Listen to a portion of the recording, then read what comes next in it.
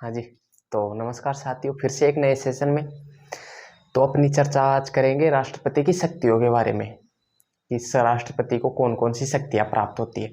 साथियों, राष्ट्रपति को दो प्रकार की शक्तियां होती है। एक तो कौन सी, एक बात करें तो अपने सामान्यकालीन, जिसे शांतिकालीन भी बोला जाता है। अगर दूसरे प्रकार की बात करते हैं तो वो है संकटकालीन, जिसे आपातकालीन भी कहा जाता है। तो आपातकालीन शक्तियों का तो पता है आपको कि ये 3 अनुच्छेदों के अंतर्गत आती है। कौन कौन से? 352, 356 और 360। पहले इनका वर्गीकरण देखते हैं। राष्ट्रपति की शक्तियां।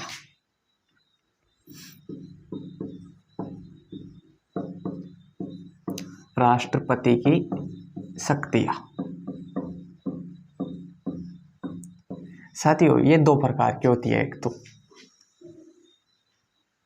कौन कौन सी? सामान्यकालीन,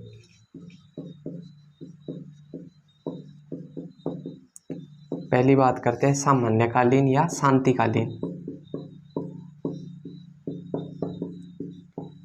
शांतिकालीन शक्तियां। और दूसरी बात करें तो वो संकटकालीन है। एक तो संकटकालीन या आपातकालीन या आपातकालीन। साथियों, अगर बात करें सामान्यकालीन शक्तियों में कौन कौन सी आती है, तो उनके अंतर्गत कार्यपालिका, विधायी शक्तियां, वित्तीय शक्तियां, न्यायिक शक्तियां, कूटनीतिक शक्तियां। ये शक्तियां किस में आती है? ये आती है सामान्यकालीन शक्तियों में। तो एक बार देखते हैं उनको। पहली बात करते हैं तो कौन सी? कार्यपालिका,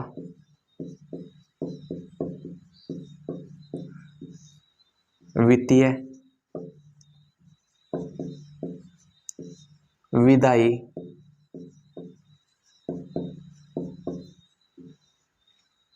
न्यायिक, परामर्श, कूटनीतिक। सामान्यतः हम इन 6 प्रकार की शक्तियों का ही अध्ययन करते हैं। कौन कौन सी? कार्यपालिका, वित्तीय, विधायी, न्यायिक, परामर्श और कूटनीतिक। दूसरे संदर्भ में बात करते हैं संकटकालीन या आपातकालीन। तो साथियों, उनके अंतर्गत देखते हैं। एक तो अनुच्छेद 352 के तहत तो राष्ट्रीय आपातकाल है ही। राष्ट्रीय आपातकाल। दूसरी बात करते हैं अनुच्छेद 356, संवैधानिक तंत्र की विफलता। संवैधानिक तंत्र की विफलता।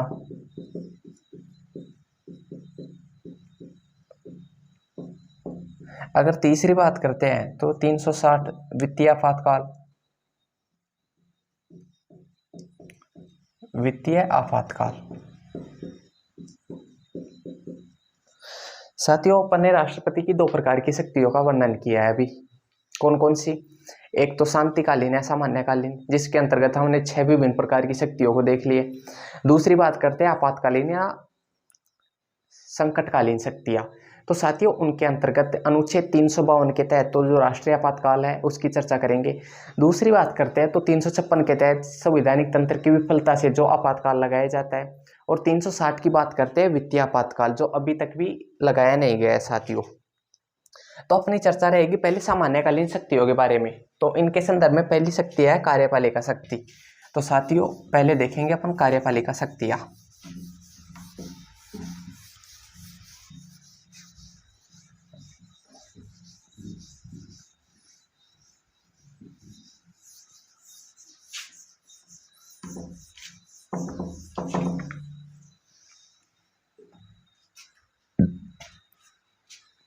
कार्यपालिका शक्तियां।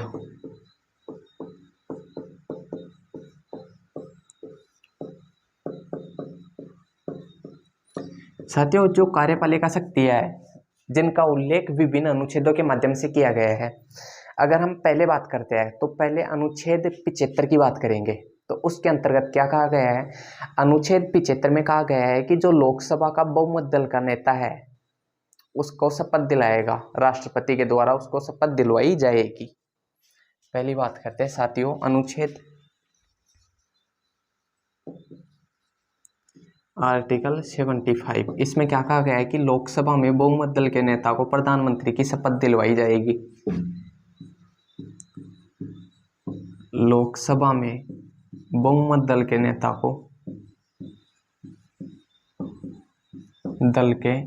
को राष्ट्रपति के द्वारा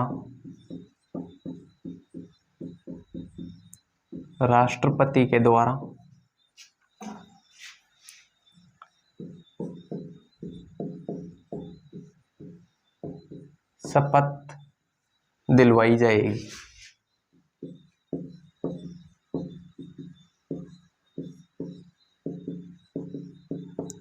ये तो हो गया अपना कौन सा साथियों, अनुच्छेद 75 हो गया। दूसरी बात करते हैं आर्टिकल 75 का सब क्लोज 1। 75 का सब क्लोज 1 ये क्या कहता है कि प्रधानमंत्री की सलाह पर मंत्री परिषद अनाउंस का गठन किया जाएगा।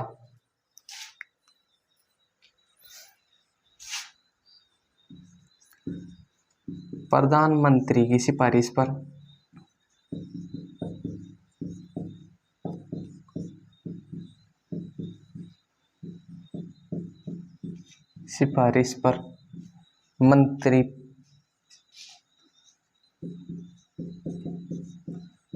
मंत्री परिषद का गठन किया जाएगा। मंत्री परिषद का गठन किया जाएगा। साथियों अगर अनुच्छेद 75 का सब क्लोज 1 है ना, उसमें प्रावधान ये है कि 75 की बात करते हैं तो उसके अंतर्गत जो लोकसभा है उसमें बहुमत दल के नेता को शपथ दिलवाई जाएगी। किसके द्वारा? राष्ट्रपति के द्वारा। वही अगर 75 का सब क्लोज 1 की बात करते हैं तो उसके अंतर्गत प्रधानमंत्री की सलाह पर मंत्रिपरिषद के अन्य मंत्रियों की नियुक्ति की जाएगी। किसके द्वारा? राष्ट्रपति जी के द्वारा। ये हो गई साथियों अनुच्छेद 75 का सब क्लोज 1। साथियों अगर इसके संदर्भ में आगे की बात करते हैं आर्टिकल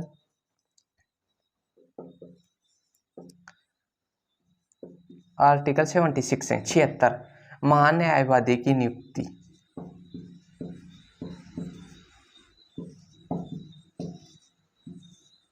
वादी की नियुक्ति। साथियों महान्यायवादी, पहला शब्द तो यही रहेगा कि ये महान्यायवादी होता कौन है। भाई आपको राष्ट्रपति पता होगा, उपराष्ट्रपति पता है, प्रधानमंत्री। अपने तो अभी तक 2 ही चर्चा की है, राष्ट्रपति, मंत्रिपरिषद और प्रधानमंत्री, ये तो आपको पता होगा। लेकिन अधिकतर मामला अटक जाता है महान्यायवादी पर। तो ये महान्यायवादी है ना, ये भारत सरकार का सर्वोच्च विधि अधिकारी या प्रथम विधि अधिकारी है ना। कौन है? महान्यायवादी, प्रथम विधि अधिकारी, प्रथम विधि अधिकारी।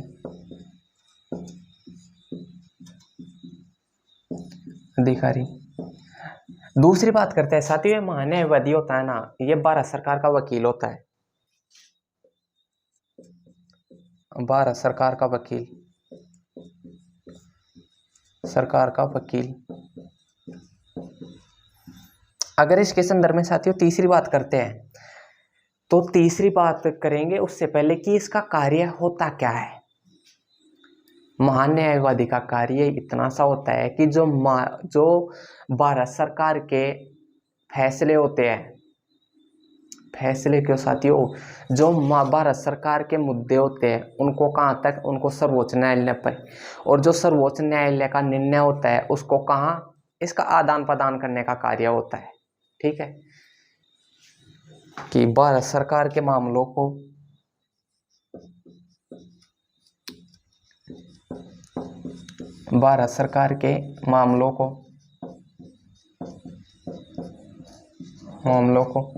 सर्वोच्च न्यायालय, दिख तो रहा है ना आपको, सर्वोच्च न्यायालय तक पहुंचाना एवं सर्वोच्च न्यायालय के निर्णय को भारत सरकार तक पहुंचाना।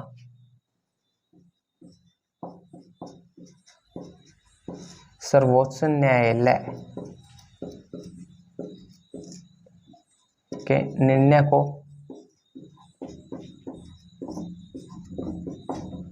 भारत सरकार तक पहुंचाना, भारत सरकार तक पहुंचाना।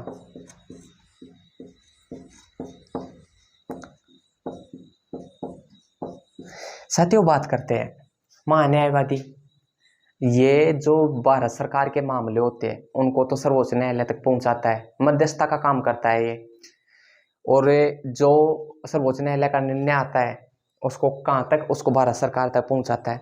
अगर इसकी शासनकाल को देखें साथियों, शासनकाल तो क्या है, ये कब तक पद पर रहता है, तो ये राष्ट्रपति के प्रसाद पर्यंत पद तक बना रहता है। ठीक है, ये तो अपनी हो गई आर्टिकल 76 अनुच्छेद 76 की चर्चा। अगर साथियों महान्यायवादी के संदर्भ में अगर आगे की चर्चा करते हैं तो इसका उल्लेख, महान्यायवादी का उल्लेख अनुच्छेद 88 में भी किया गया है।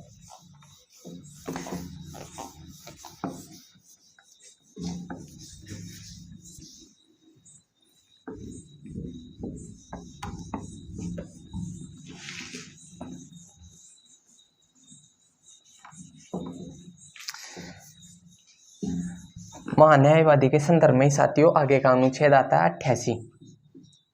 इसमें क्या कहा गया है, अनुच्छेद 88 में कहा गया है कि जो महान्यायवादी है ना, ये संसद के किसी भी, संसद होती है उसके किसी भी सदन का सदस्य न होते हुए भी उनकी कार्यवाही में भाग ले सकता है, भाषण भी दे सकता है, लेकिन इसको मताधिकार का अधिकार प्राप्त नहीं है, वोट देने का अधिकार प्राप्त नहीं है इसको, महान्यायवादी को। संसद के किसी भी सदन का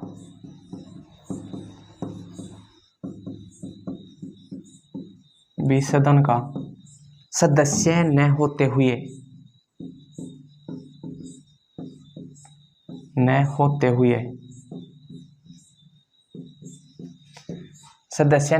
हुए सदन की कार्यवाही में भाग ले सकता है।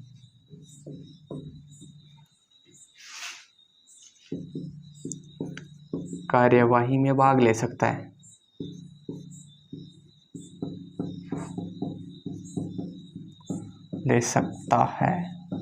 भाषण दे सकता है, किंतु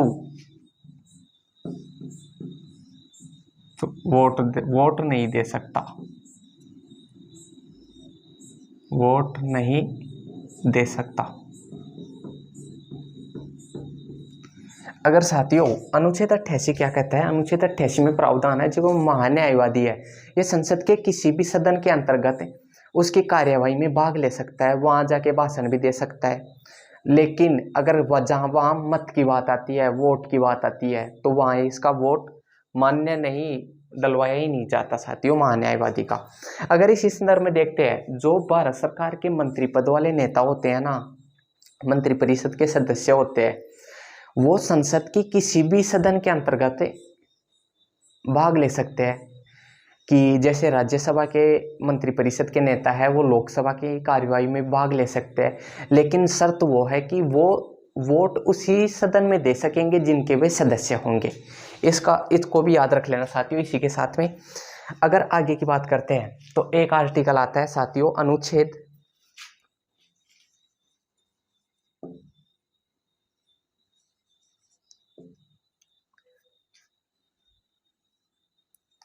124। साथियों अनुच्छेद 124 में क्या प्रावधान है, उच्चतम न्यायालय, जिसको आप सर्वोच्च न्यायालय भी कह सकते हो, उच्चतम न्यायालय के न्यायाधीशों की नियुक्ति राष्ट्रपति के द्वारा की जाएगी। यह तो कौन सा अनुच्छेद 124 कहता है, उच्चतम न्यायालय के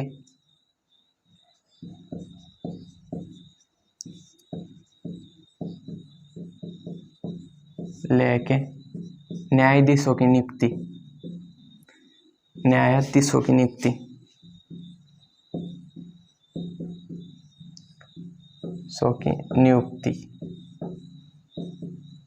किसके द्वारा, राष्ट्रपति के द्वारा।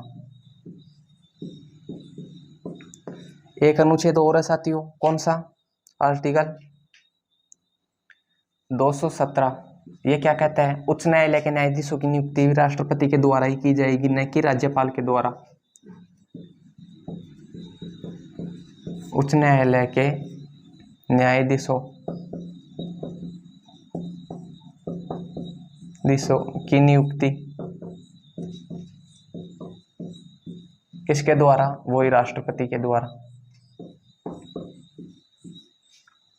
साथियों अपन ने चर्चा की अनुच्छेद 124 के बारे में। उसमें उल्लेख है कि जो उच्चतम न्यायालय जिसे सर्वोच्च न्यायालय भी कहा जाता है, उसके न्यायाधीशों की नियुक्ति किसके द्वारा?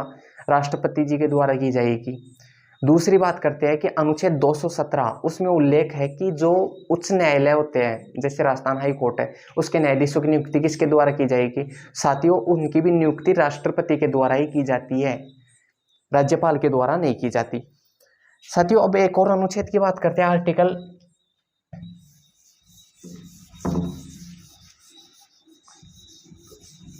साथियों अगर अनुच्छेद 148 की बात करते हैं,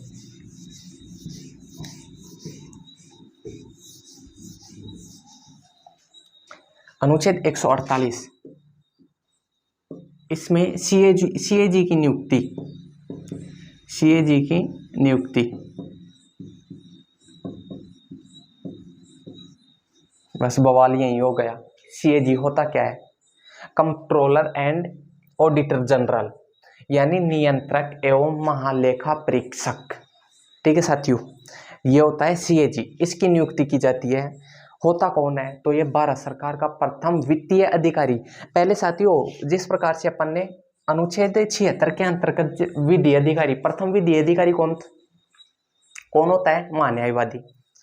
उसी प्रकार से जो वित्तीय अधिकारी होता है, प्रथम वित्तीय अधिकारी, प्रथम वित्तीय अधिकारी सीएजी होता है, वित्तीय अधिकारी।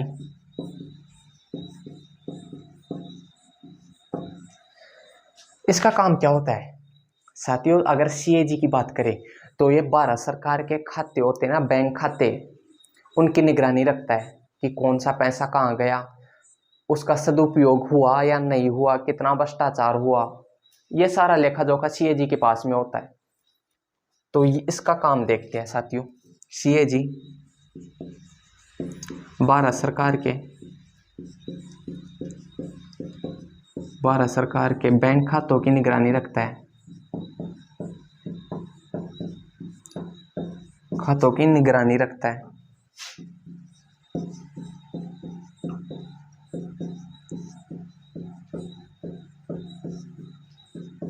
यानी बैंक खातों की देखरेख इस व्यक्ति के हाथ में होती है साथियों। सीएजी निगरानी रखता है, वह रिपोर्ट बनाकर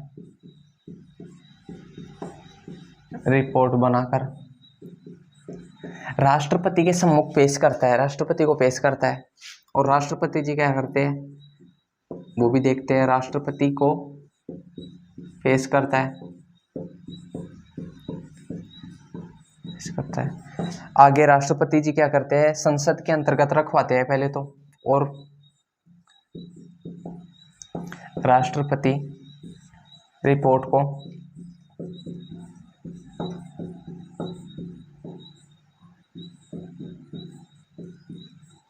संसद में रखवाकर संसद में पेश करते हैं, संसद में पेश करते हैं। तथा जो लोक लेखा समिति होती है,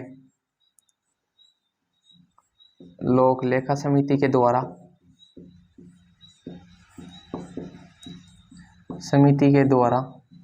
क्या किया जाता है? इसकी समीक्षा की जाती है।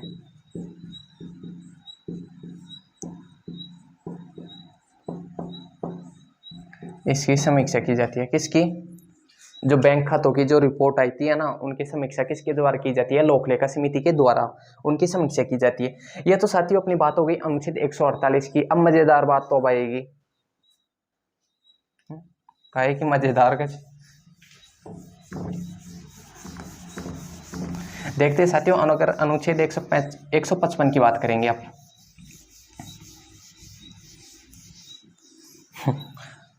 देखना मजेदार बात कौन सी? 155। बस इतना ही पढ़े हो क्या कि राष्ट्रपति के द्वारा राज्यपाल की नियुक्ति की जाती है, राष्ट्रपति के द्वारा राज्यपाल की नियुक्ति की जाती है, पाल की नियुक्ति की जाती है। ये हो गए साथियों अनुच्छेद 155। लेकिन अब एक और बात करते हैं, सेवंथ कॉन्स्टिट्यूशन अमेंडमेंट कब हुआ? 1956 के अंतर्गत हुआ साथियों। इसमें क्या प्रावधान है कि 2 या 2 से एक ही राज्यपाल को है ना 2 या 2 से अधिक राज्यों का राज्यपाल नियुक्त किया जाता है। 2 या 2 से अधिक राज्यों को अधिक राज्यों का राज्यपाल नियुक्त किया जा सकता है, एक ही व्यक्ति को।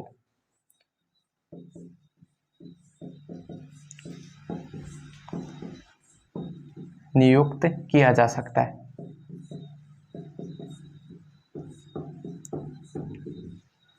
साथियों 7वां संविधान संशोधन अधिनियम 1956 में हुआ, जिसके तहत क्या प्रावधान किया गया कि एक ही व्यक्ति को 2 या 2 से अधिक राज्यों का राज्यपाल भी नियुक्त किया जा सकता है। अगर इसी से मिलता जुलता हुआ वो एक और देखें, कौन सा? 239 का सब क्लोज 2 आर्टिकल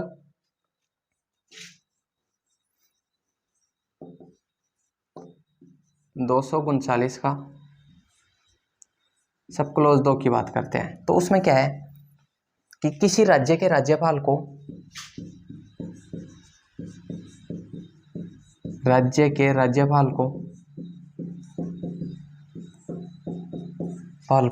संघ शासित प्रदेश यानी केंद्र शासित प्रदेश, संघ शासित प्रदेश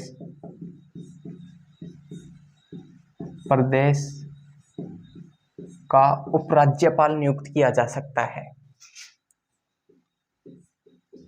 उपराज्यपाल नियुक्त किया जा सकता है।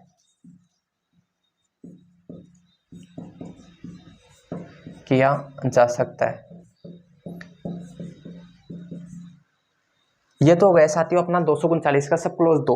अगर आर्टिकल 239 की बात करते हैं तो उसमें क्या प्रावधान है? आर्टिकल 239 साथियों, इसके अंतर्गत प्रावधान है कि राष्ट्रपति के द्वारा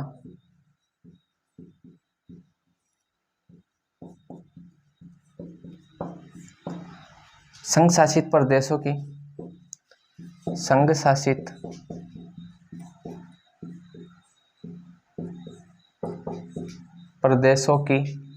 के मुख्यमंत्री एवं प्रशासकों की नियुक्ति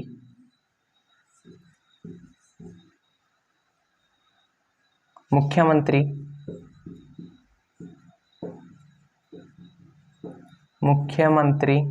एवं प्रशासकों की नियुक्ति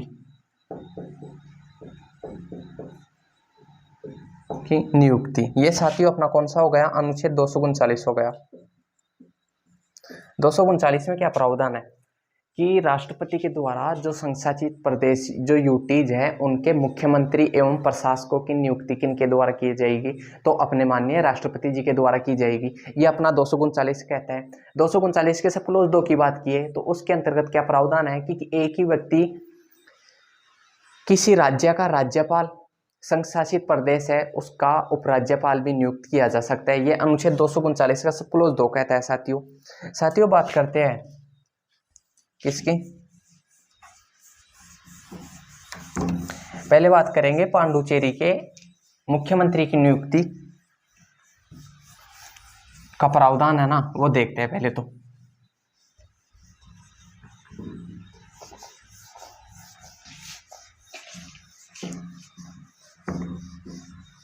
ये कार्यपालिका शक्ति यही चल रही है अभी तो राष्ट्रपति की।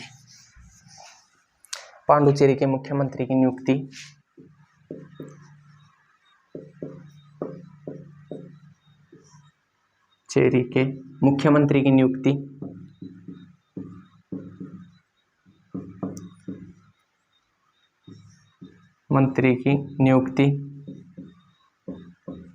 किसके द्वारा की जाएगी? तो साथियों एक अधिनियम है, कौन सा?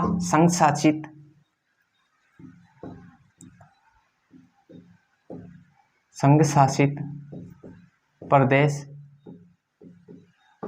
अधिनियम। ये कब का है साथियों? ये 1963 का, जिसकी धारा 55 के तहत 55 के तहत पांडुचेरी के जो मुख्यमंत्री है उसकी नियुक्ति राष्ट्रपति के द्वारा की जाएगी। मुख्यमंत्री की नियुक्ति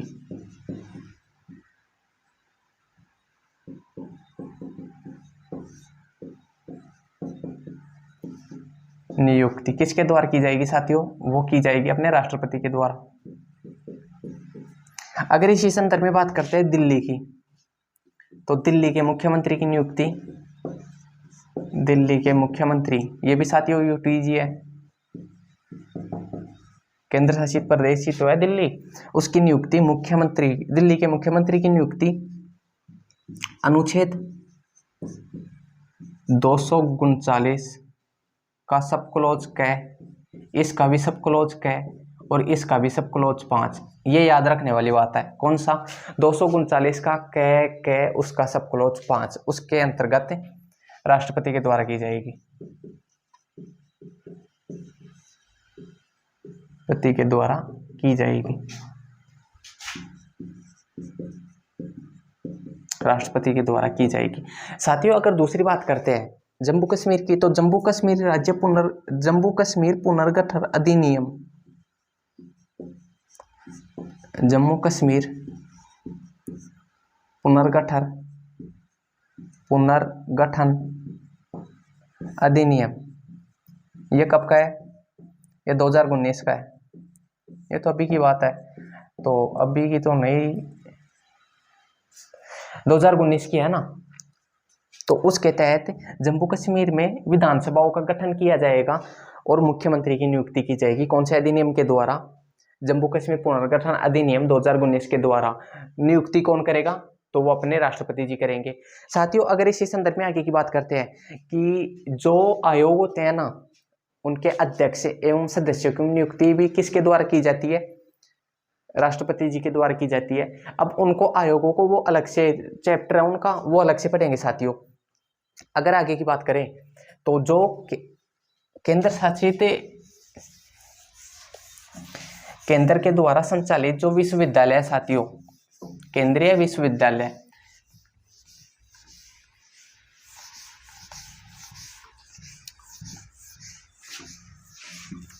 उनका कुलपति, उनकी भी नियुक्ति किसके द्वारा की जाती है? पहले तो देखते हैं राष्ट्रपति की।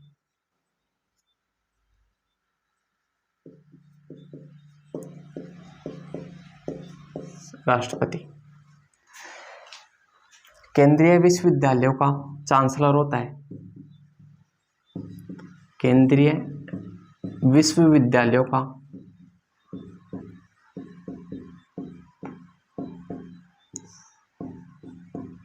चांसलर। एक शब्द है ना साथियों जो आपको कंफ्यूजन करेगा यहाँ, कौन सा? कुलाधिपति चांसलर होता है। राष्ट्रपति जी जो केंद्रीय विश्वविद्यालय होते हैं उनका चांसलर होते हैं एवं इनके द्वारा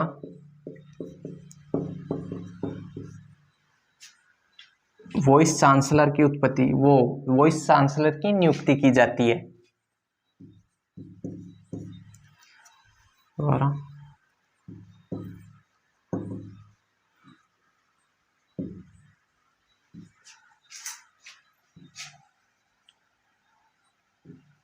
की नियुक्ति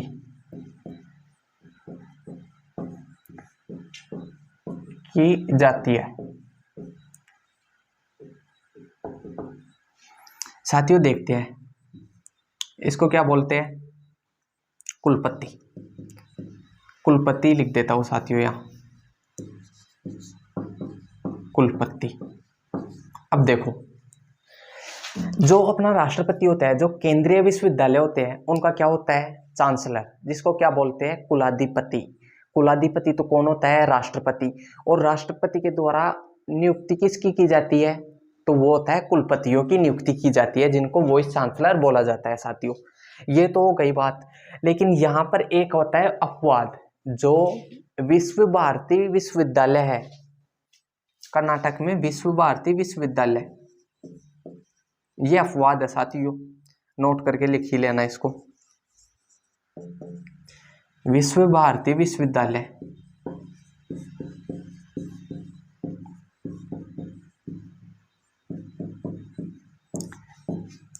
इसका चांसलर कौन होता है, इसका कुलाधिपति कौन होता है, वो होता है अपना प्रधानमंत्री जी। राष्ट्रपति के बजाय प्रधानमंत्री जी होते हैं।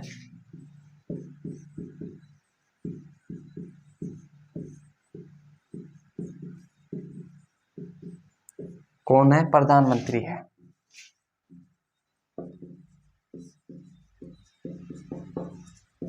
मंत्री है। ये हो गई साथियों अपनी बातें, क्या कि जो विश्व भारती विश्वविद्यालय जो कहाँ है, कर्नाटक में है, उसका कुलाधिपति कौन होता है, वो अपना राष्ट्रपति जी नहीं है। विश्व भारती विश्वविद्यालय केंद्रीय विश्वविद्यालय है, नियम के अनुसार तो कौन, राष्ट्रपति जी होने चाहिए थे, लेकिन ये अपवाद है। इनके कुलाधिपति कौन होते हैं, विश्व भारती विश्वविद्यालय के कुलाधिपति अपने प्रधानमंत्री जी होते हैं। दूसरी बात करते हैं कि साथियों जो राष्ट्रपति जी होते हैं उसके द्वारा, राष्ट्रपति जी के होते हैं उनके द्वारा क्या किया जाता है, जो विदेशों के विदेश मंत्री, वाणिज्यिक मंत्री,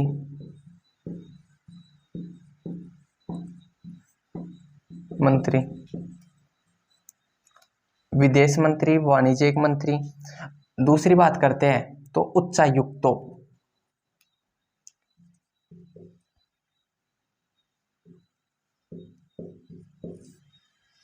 की नियुक्ति की जाती है,